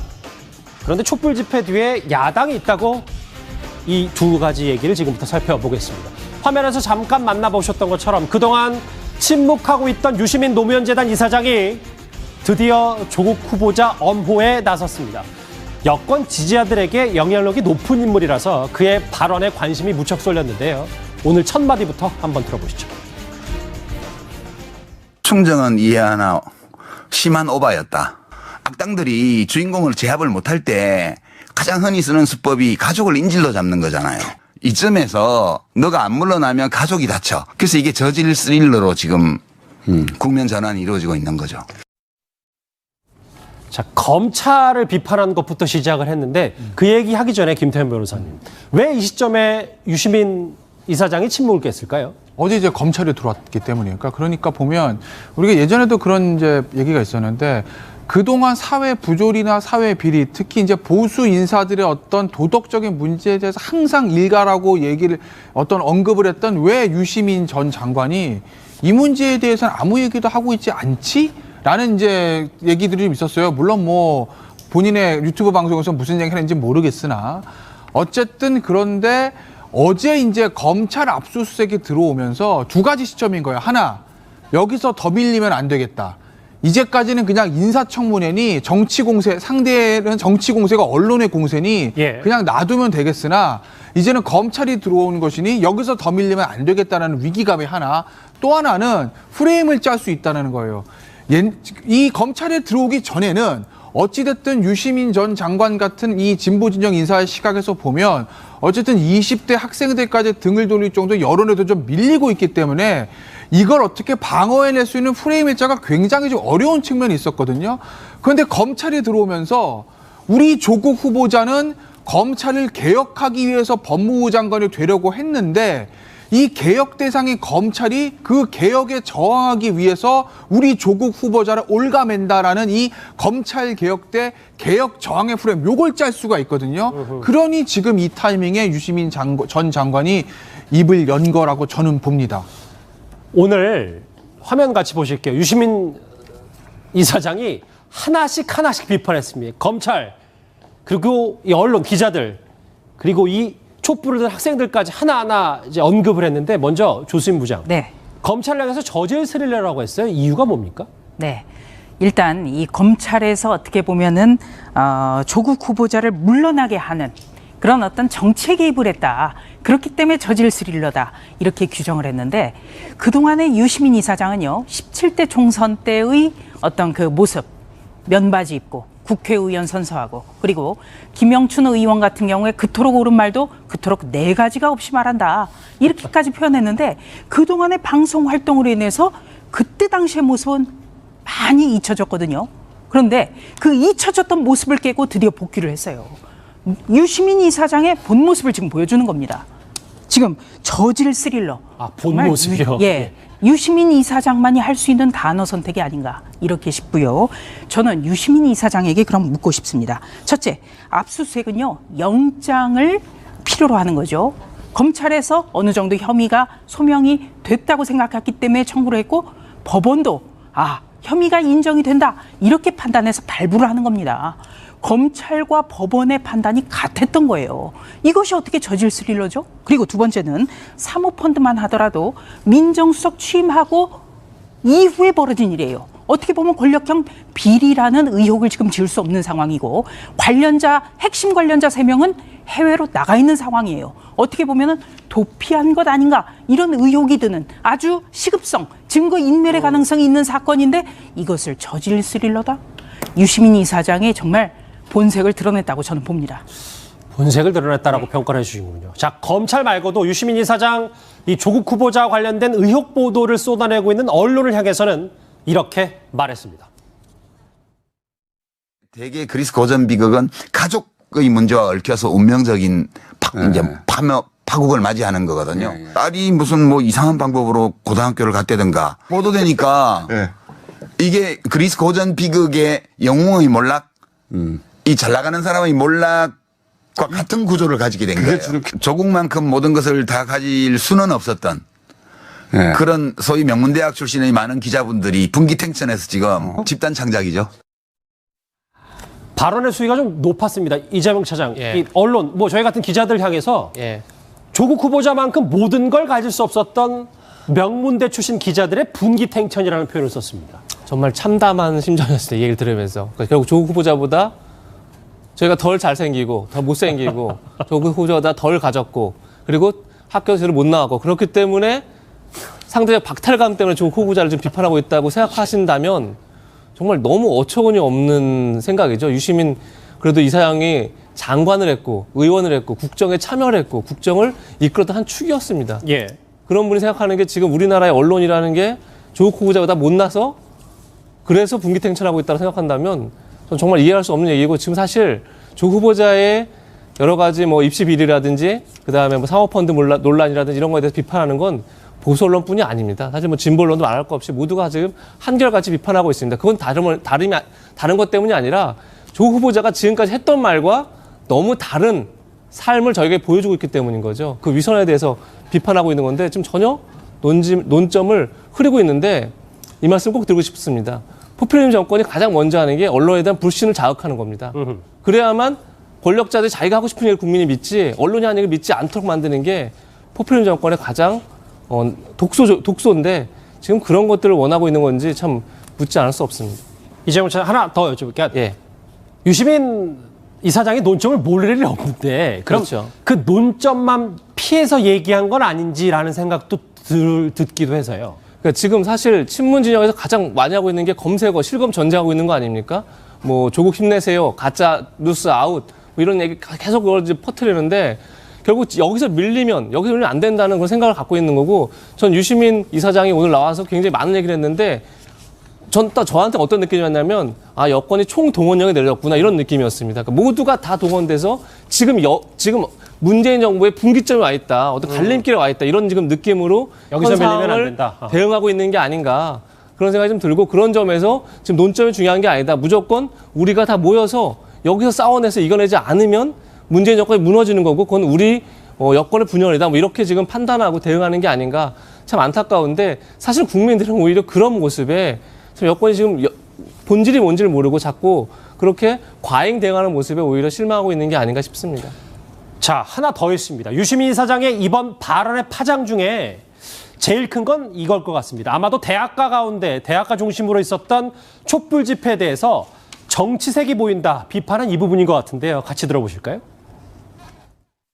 그냥 저는 뒤에서 자유한국당 패거리들의 손길이 어른어른하는 그런 거라고 봐요. 지금 조국 욕한다고 해서 대통령 비난한다고 해서 누가 불이익을 줘요? 근데 왜 마스크로 얼굴을 가리고들 그렇게 집회를 하는 거예요? 그게 물반고기반이에요. 왜냐하면 진짜 순수하게 집회하러 나온 대학생이 많은지 얼마나 모이나 구경하러 온 자유한국당 관계자들이 많은지는 아무도 알 수 없죠. 조선부장 화면 저하고 같이 보실게요. 왜 마스크로 얼굴을 가리냐라는 문장이 좀 더 눈에 잘 들어오는데요. 유시민 이사장의 주장에 대해서. 그러니까 유시민 이사장의 주장은요. 이 서울대에서의 촛불 집회만 하더라도 물반 고기반이다. 그러니까 서울대생이 절반이고 또 서울대 집회를 구경하러 온 한국당 사람이 절반이기 때문에 마스크로 얼굴을 가리는 것 아닌가. 이렇게 음모론을 제기하고 있어요. 배후에 한국당이 있기 때문에 이것은 한국당의 주도로 치러지는 집회고 그렇기 때문에 마스크를 쓰고 있다. 이런 주장이거든요. 저는 정말 유시민이라는 사람이 국회의원과 보건복지부 장관까지 했는가. 그게 의심스럽습니다. 지금 대학생들이 누구 사주받고 집회합니까? 과거에 서울대에서 학생운동을 했던 분이 저런 얘기를 한다는 것, 이건 정말 더 이해할 수가 없어요. 그리고 이 마스크 시위 같은 경우에는 학생들이 이미 밝혔습니다. 지금 조국 후보자라든지 또 지금 여권의 힘이 너무나 강하기 때문에 본인의 어떤 실명이나 얼굴이 공개됐을 때 혹시 불이익을 당하지 않을까, 이걸 굉장히 두려워한다. 그래서 쓰고 있다. 이렇게까지 이야기를 했습니다. 그리고 조국에 묻고 조국이 답한다. 이런 얘기가 지금 유행어가 됐는데 이 조국 수석 같은 경우에 마스크 시위에 대해서 글을 쓴 게 있더군요. 제가 찾아왔습니다. 이거는 2018년 12월 18일 한겨레 신문에 쓴 칼럼입니다. 뭐냐면 복면 착용 집회 시위를 허용해야 된다는 겁니다. 그러면서 이유를 이렇게 듣고 있습니다. 정치적인 반대자라든지 사회경제적 약자의 의사표현 수단이란 점을 이거를 몰각해서는 안 된다. 저 화면에 나오네요. 그러니까 조국 후보자가 정확하게 이야기를 하고 있는 거예요. 이 이야기가 왜 나왔냐면 18대 국회 때 당시 한나라당 의원들이 복면 시위 금지법을 만들자, 이런 법안을 추진을 하고 있었습니다. 여기에 대해서 사회적 약자이기 때문에 자신이 불이익을 받을까 봐 복면을 쓰는 사람들이 있으니 그 법은 안 된다. 모든 것을 법률로 해결하려는 법률지상주의는 안 된다. 이 점을 비판했거든요. 여기에 대해서 유시민 전 보건복지부 장관의 답을 우리가 요구를 해야 될 것 같습니다. 자, 근데 여기 계신 세 분이 입을 모아서 비판하니까 제가 좀 반대쪽에서 볼게요. 김태현 변호사님. 조국 후보자는 일단 위법이 아니니까 지금 위법 여부가 드러난 게 없고 만약에 검찰 수사 결과 위법이 드러나면 사퇴할 거니까 조국 후보자 그때 사퇴할 거다라는 주장을 하고 있습니다. 그래서 뭐 어쩌라고요?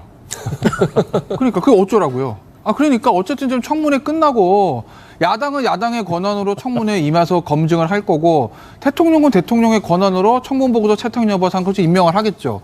검찰은 검찰의 권한으로 이 사람이 후보자든 법무부 장관이든 사퇴한 사람이든 간에 혐의가 있으면 수사하고 사법 처리하면 되는 거 아니겠습니까? 그 기소 내용을 보고 법원은 법원대로 판단하면 되는 것이고요. 근데 이제 문제는 유시민 장관 그런 얘기를 해요. 이제 법 위반에 드러낸 건 하나도 없다.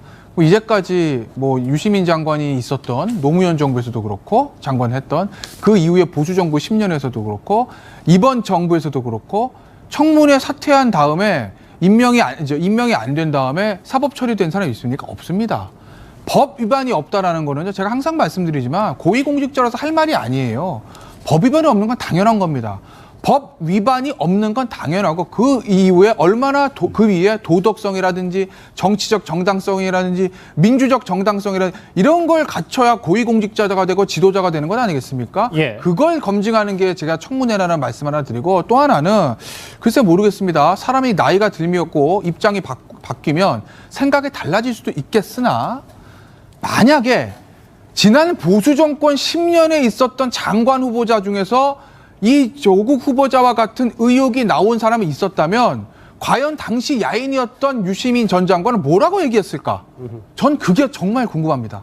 네, 저는요. 유시민 이사장의 발언을 혹시 다시 한번 띄워주실 수 있을까요? 어떤 발언 말씀하십니까? 네, 조금 전에 법 위반 하나도 나온 것 없어. 이런 발언. 정말 그럴듯하지만 내용이 다 달라요. 보세요. 법 위반이 하나라도 나온 것 있으면 청문회 가면 안 되죠. 검찰 직접 가야 되는 거예요. 그렇죠? 그리고 청문회에서 하나라도 들으면 자진 사퇴할 것. 지금 여권이 부끄러워해야 되는 거는 우리 헌정사상 한 번도 검찰 수사받은 사람이 받고 있는 사람이 청문회에 선 적이 없다는 거예요. 이 점을 부끄러워해야 되는 겁니다. 바로 이것이 진보와 보수의 문제가 아니라 과연 이것이 정당한가? 우리는 대학생들부터 전부 다 이 점을 이렇게 묻고 있거든요. 그런데 유시민 이사장은 이것을 보지 않으려고 하는 거예요. 이게 가장 큰 문제입니다. 지금 우리가 모두가 분노하고 있는 것은 진보 보수의 문제가 아니라 위선, 언행의 불일치입니다. 정말 유시민 이사장, 조국 후보자를 보면서 사람이 무섭다는 생각을 합니다. 오늘 세 분 다 작심하고 얘기를 하셨는데 일단 알겠습니다. 어제 학생들 또다시 촛불을 들었는데요. 서울대 학생들의 목소리 잠시 한번 듣고 또 이야기 나눠보도록 하겠습니다. 누군가는 조국이 아니면 사법개혁은 이룰 수 없다고 주장합니다. 이미 국민의 57%가 조국 교수의 임명에 반대하고 있습니다. 국민의 절반 이상이 전부 적폐일 리도, 기득권일 리도, 자유한국당 지지자일 리도, 보수 우파일 리도 없습니다. 앞에서는 정의를 외치면서 뒤에서는 온갖 부조리함과 불의에 가득 찬 행동을 일삼던 쏟아지는 의혹 속에 뻔뻔하게 후한무치의 태도로 일관하는 조국 교수님이 우리의 선배라서 부끄럽습니다. 배윤천 쌤, 저희가 한 2주 전부터 이 조국 후보자 관련해서 얘기하는 거의 하나 핵심은 본인이 SNS를 통해서 행동으로 말을 통해서 정의의 사도인 것처럼 외쳤는데 알고 봤더니 뒤로는 기득권 루트를 다 밟았다. 이게 지금 국민들의 공분의 포인트일 텐데 오늘 유시민 이사장은 그런 얘기를 하지 않았고 그래서 서울대생들은 이렇게 부글부글하고 있다. 여론 전문가니까 이게 지금 이 앞으로 유시민 이사장의 말들이 어떻게 촉발될 거라고 보세요? 왜로 분석을 해봤습니다. 왜 그랬을까? 예. 이 논리적 도전을 상당히 많이 받을 텐데 왜 그랬을까? 예. 근데 이게 중도층에서는 또 역풍이 불 수 있어요. 그런데 이렇게 말을 하는 이유는 이 지지층을 더 강도 높게 결집을 하기 위한 것이다. 왜냐하면은 지금 상황을 우리가 세 가지로 한번 분석을 해봅니다. 첫 번째로는 조국 법무장관 후보자가 법무장관 후보이기도 하지만 자기 대선 후보로 거론되던 인물이에요. 그런데 예. 심지어는 민주연구원장이 이 야외 콘서트장에서 조국이나 유시민이나 이런 인물들이 대선 나가야 된다는 이야기를 했거든요. 이른바 동병상련입니다. 한 축이 무너지면은 다른 축도 영향을 받아 무너질 수가 있는 것이고, 두 번째 비상상황입니다. 왜 비상상황이냐? 지금 중도층이 흔들리거든요.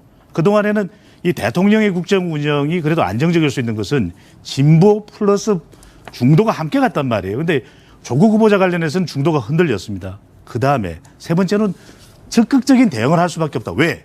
정권의 위기가 되는 것이죠. 그런데 이런 상황에서는 유 이사장으로서는 옳으냐 그러냐가 판단의 기준이 되는 것이 아니라 지키느냐 무너지느냐의 문제로 인식을 하게 되는 것이죠. 그러니까 여기서 전선이 더 이상 밀리면 안 되기 때문에 어제 더불어민주당이 처음엔 검찰 수사에 대해서 찬성하는 듯 하다가 유감 표명으로 바꿨고 이해찬 대표도 어제 검찰을 작심 비판했고 그리고 유시민 이사장까지 등장했다. 뭐 이렇게 배종찬 소장님 평가하시는 거군요. 특히 서울대 이 모교 대부분은 왜냐하면 자기 후배들에 대한 이야기는 잘 언급하지 않습니다. 정치인들이. 이게 상당한 역풍이 될 수 있거든요. 그럼에도 했던 이유는 지금 20대의 급속한 이탈에 대해서 굉장한 비상 상황으로 인식을 하고 있는 것이죠. 알겠습니다.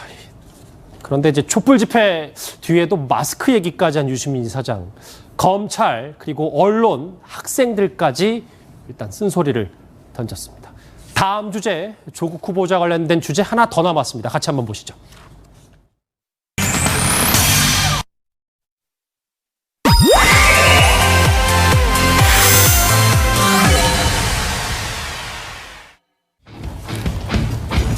자, 이쯤 되고 좀 머릿속을 정리해 보니까 청문회가 예정대로라면 다음 주 초에 열립니다.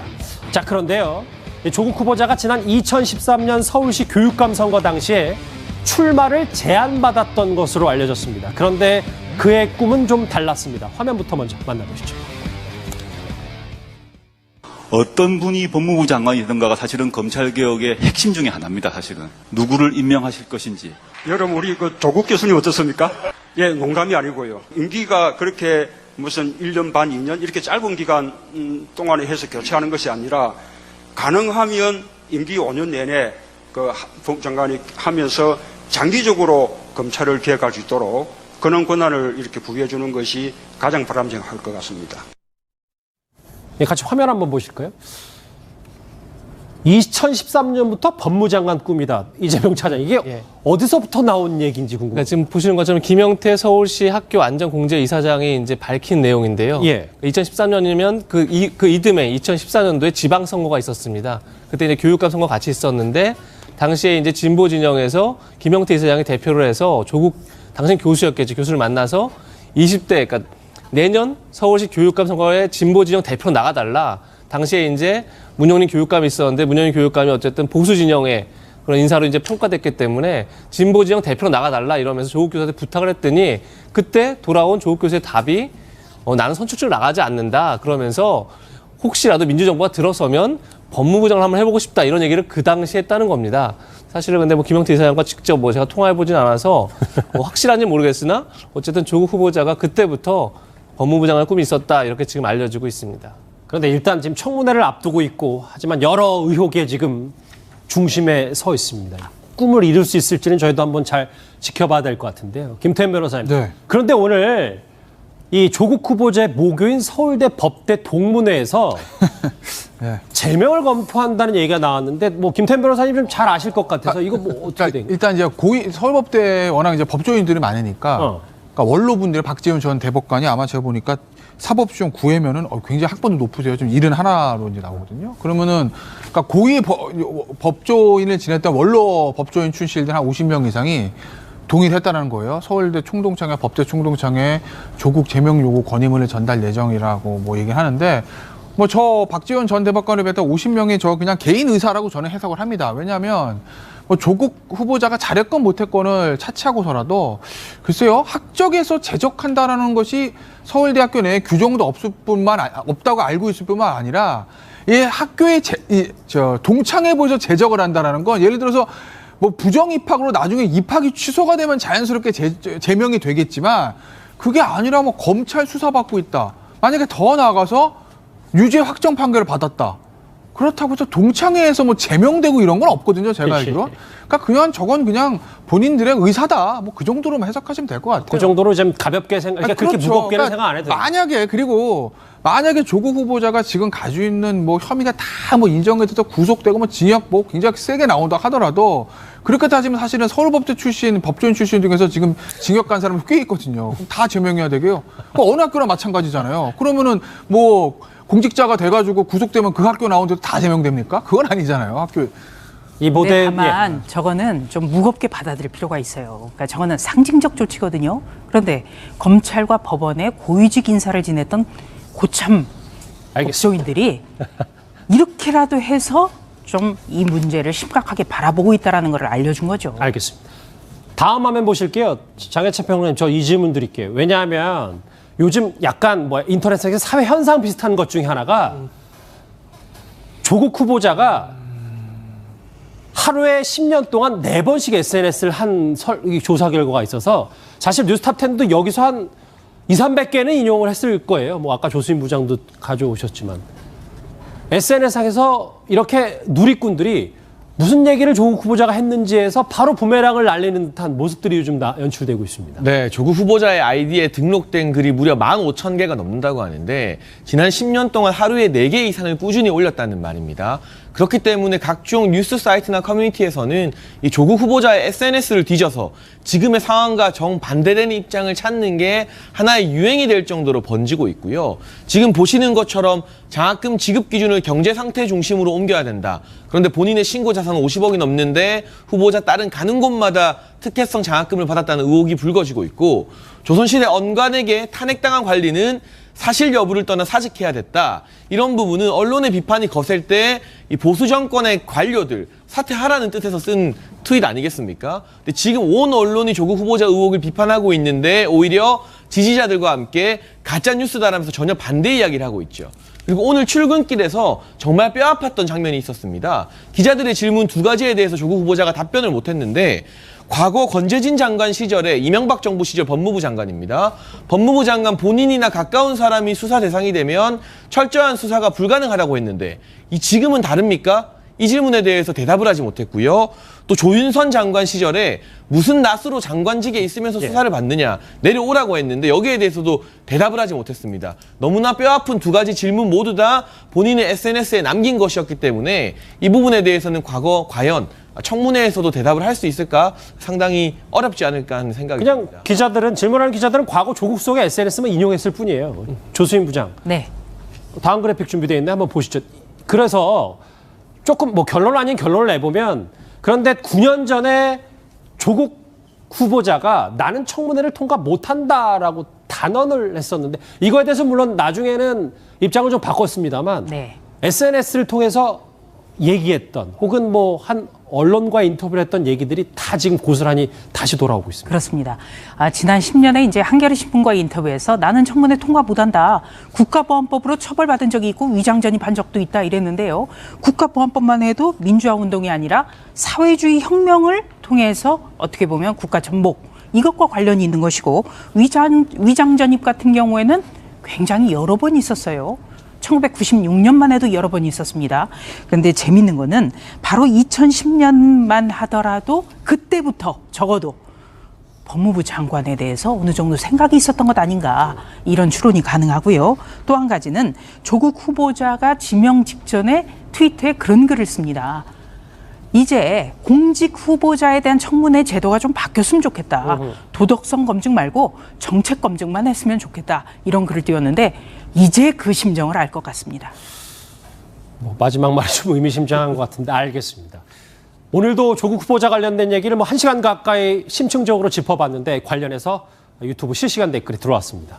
5개만 저희가 추려서 볼까요? 자, 그러면 압수수색을 하는 여당과 상의하는 검찰이면 그게 정상이냐? 다음 댓글 보실게요. 도대체 그리스 고전은 무슨 상관이냐? 유시민 이사장의 말을 비판한 댓글도 있고요. 국회 선진화법 위반한 자유한국당 의원들도 빨리 수사하라. 예, 그 얘기도 저희도 한번 짚어보도록 하겠습니다. 검찰 엄청 칭찬하더니 이제 검찰 수사 방해 시작하네. 마지막인가요? 어명이다. 살아있는 권력에 꼭 칼을 대라라는 마지막까지 정리를 해봤습니다.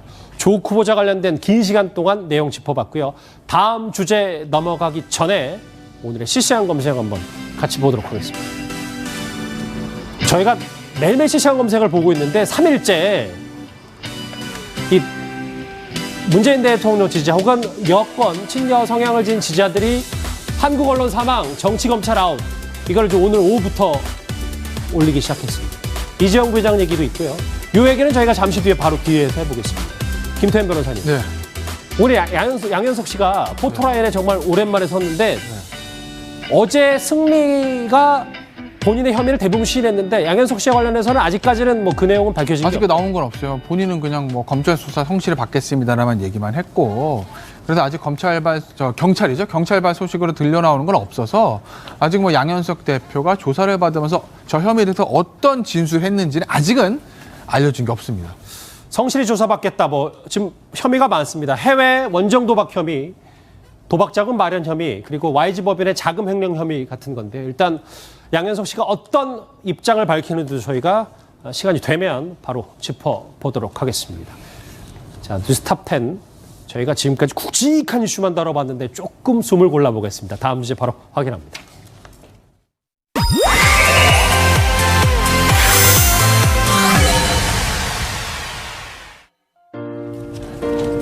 사실 최근에 정말 무거운 뉴스밖에 없었는데 오랜만에 이렇게 뉴스탑 10 주제 하트가 좀 등장했습니다. 지난해 한 방송을 통해서 인연을 맺었던 강남 이상화 커플이 교제 1년 만에 부부가 된다고 합니다. 장혜철 평론가님, 얼마 안 남았네요. 10월이라고 하네요. 네, 오늘 10월 12일 서울에서 예식을 올릴 예정이라고 하는데요. 가수 강남 씨도 인기인이지만 빙상여제 이상화 씨의 결혼이기 때문에 더 많은 주목을 받게 되는 것 같고요. 최근에 강남 씨가 국적을 일본에서 한국으로 바꾸는 진행 중에 있다는 보도가 나왔습니다. 예. 일본 국적이었는데 한국 국적으로 완전히 한국인이 되는 것, 이상화 씨와의 결혼을 염두에 둔 절차가 아니냐. 그 당시에는 부인했었지만 오늘 이렇게 결혼을 공식적으로 확인해 주게 되면서 결혼을 하기 위해서 이상화 씨와 함께 지내기 위해서 국적까지 한국으로 완전히 바꾸는 모습이었던 것이 드러나면서 팬들의 더 큰 지지를 받고 있고요. 두 사람은 2018년 8월 한 예능 프로그램에서 인연을 맺었는데 인연을 맺고 2년 만에 결혼이라는 결실을 1년 만에 결혼이라는 결실을 맺게 되었습니다. 자, 그동안 이제 남편이 될 강남 씨는 열애 소식이 알려진 이후에도 말실수를 걱정해서요. 연인인 이상화 씨에 대한 언급을 상당히 조심스러워했었습니다. 그 모습 화면으로 만나보시죠. 이상화가 네. 예를 들자면 500m든 네. 뭐 1500m든 우리나라 선수들끼리 막 이렇게 그 대화를 할 때 그분 이름은 계속 꺼내세요. 상업백회로 오케이. 그 모임에 좀 와주세요. 네. 그럴 때 써서 보내는 이제 뭐 결혼을 했다 뭐 예를 들어 네가 이제 혹시라도 설명이 길어요. 누구 시켰어요? 지금 꼬리 지점에 스케이트 발만 집어넣어 이 선에 발만 집어넣으면 빨리 맞춰야 되겠다. 이상한 얘기 하니까 제가. 당시에는 이렇게 대선배인 태진아 씨의 말도 잘랐었는데 이제는 아마 결혼 소식이 발표되니까 자유롭게 얘기를 할 수 있을 것 같아요. 근데 장혜철 평론가님, 이 강남시가 뭐 이 결혼 시그널 예전부터 좀 많이 마음에 생각을 좀 두고 있었다고요? 네, 뭐 강남시가 그때 알리지는 못했지만 처음에 교제를 결정할 때부터 결혼을 염두에 뒀다고 했고요. 두 사람 다 나이가 30대이기 때문에 가볍게 연애를 시작할 시기는 아니었던 것 같고, 특히나 이상화 씨 같은 경우는 국가대표로 정말 넘보기 힘든 업적을 쌓았기 때문에 맞아요. 운동선수로 고생했던 부분에 대해서 강남시가 앞으로는 좀 편하게 자신이 보듬어주고 싶었다는 말을 했습니다. 그런데 오히려 이 연애가 강남시에게 더 득이 됐다는 평가가 많아요. 그전에 강남시 좀 철없는 개구장이 이미지였다면 이상화 씨와 공개 연애를 하면서 한층 남자답고 진중해졌다는 네티즌들의 댓글, 좋은 댓글들이 많이 달리고 있기 때문에 서로에게 윈윈이 되는 그런 커플이 아닌가 싶습니다. 알겠습니다. 오랜만에, 정말 오랜만에 기분 좋은 소식으로 마무리를 해봤습니다. 뉴스탑10 마지막 주제가 기다리고 있습니다.